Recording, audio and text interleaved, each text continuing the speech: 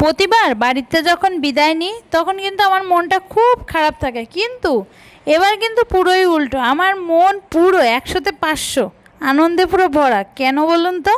ভিডিওটা না টেনে সম্পূর্ণ দেখুন, তাহলেই বুঝতে পারবেন। আসলে আমাদের ওখানে যে অনেকটা ভিডিও করা হয়নি, যে কারণে সেগুলো আর আপনাদের সাথে শেয়ার করতে পারিনি। তো চলে যাওয়ার দিন এই যে সকাল সকাল আমরা রওনা হলাম, কারণ সকাল 9টার গাড়ি ছিল। তারপরে দেখতেই পাচ্ছেন ইজি বাইকে আমার নানি, আসলে আমার শাশুড়ি, আম্মু আর নানি, এই 3টা মানুষকে নিয়ে আসলে আমি ঢাকায় ফিরে যাচ্ছি। এই জন্য আমার আর কোনো দুঃখ কষ্ট নেই। যাদের জন্য আসলে চোখের পানি ফেলা হয়, তারাই যখন সাথে অনেক দিনের জন্য যায়, তখন এর থেকে আনন্দের আর কী হতে পারে বলুন তো? আমার তো পুরো ঈদ, বাসা পুরো জমজমাট হবে, কত আনন্দ হবে এদের নিয়ে যেতে পেরে। মানে ইচ্ছা থাকলেও না সবসময় নিয়ে যেতে পারি না, বিভিন্ন কাজকর্ম থাকে, তাদেরও কিছু সীমাবদ্ধতা থাকে, যে কারণে হয়ে ওঠে না। কিন্তু এতটা আনন্দে ছিলাম আমি বলার বাইরে।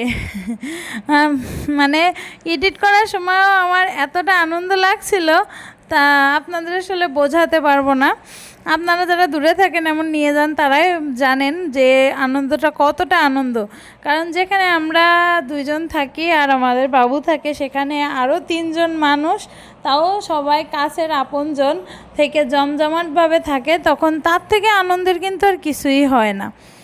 যাই হোক, আমার নানির অনেক বয়স হয়েছে, যেহেতু আমার নানা মারা গেছে, নানির তো অনেক বয়স হয়েছে, নানি ইচ্ছা করলে এখন আর একা যেতে পারে না, তাই এবার নানিকেও নিয়ে চলে গেলাম। জি বাইকের ভিতরে কিন্তু আরও 2জন গুরুত্বপূর্ণ মানুষ আছে, তাদের কথা বলাই হয়নি। সামনে অবশ্য আমার আব্বু বসেছিল, আর ভিতরে তো আমার মেয়ে তো আছেই অলওয়েজ, সেটা বলার কোনো দরকারই হয় না।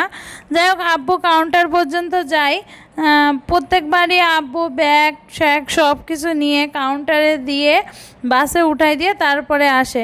আমার আব্বু কিন্তু উপর থেকে মানে অনেকটা নারকেলের মতো, উপর থেকে শক্ত, কিন্তু ভিতরের মনটা কিন্তু খুব নরম।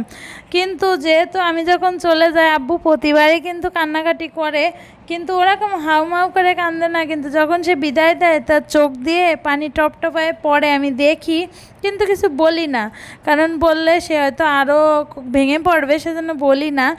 তারপরে আমরা যেহেতু ডেস ট্রাভেলসে 8:45-এর গাড়ি যাচ্ছিলাম সকালে, তাই কাউন্টারে এই যে এসে বসলাম সবাই, যেহেতু বেশ কয়েকজন মানুষ, তাই একটু আগে আগে আসলাম। আর আমার মেয়ে তো কাউন্টারের ভিতরে, সে তো আর এক জায়গায় বসে থাকার মানুষ না, সে কাউন্টারের ভিতরে দিব্যু ঘুরে ফিরে বেড়াচ্ছিল। আর আমার আব্বু বাইরে, মানে ভিতরে সে তো বসলোই না, বাইরে এই যে বসে আছে ব্যাগের কাছে। বাবারা এরকমই হয় যে ছেলেমেয়েরা যত বড়ই হোক আর বাবারা যতই বৃদ্ধ হয়ে যাক না কেন, সে দায়িত্ব কিন্তু মৃত্যুর আগ পর্যন্ত তারা এড়াতে পারে না। সে ওই বাস আসা পর্যন্ত বাসে উঠাই দিয়ে কিন্তু গিয়েছে, এরকমই। আসলে এই যে হাস্যোজ্জ্বল দিনটা দেখতে পাচ্ছেন, এরপরেও হঠাৎ করে এমন জোরে বৃষ্টি আসে যে ব্যাগ তুলতে তুলতে আমাদের সবই ভিজে যায়, যে কারণে আর পরে ভিডিও করা হয়নি। যেহেতু আমার কাছে বাবু থাকে, আপনাদের ভাইয়া তো যেহেতু আগে ঢাকায় চলে আসছে, একা সামলানো আমার পক্ষে কঠিন হয়ে যায়। তারপরে এই যে ঢাকায় এসে আর এক বিপদে পড়ে গেলাম। এত জ্যাম, মানে মালিবাগ থেকে আমার বাসা পর্যন্ত যেতে, যেখানে সিএনজি বা উবারে মাত্র আধা ঘন্টা লাগে, সেইখানে আমার লাগলো 4 ঘন্টা। কি এক অবস্থা, কি বলবো। যাই হোক, অনেক কষ্টের পরে অবশেষে বাসায় পৌঁছালাম। তা আজকের মতো বিদায় নিচ্ছি, দেখা হবে পরবর্তীতে।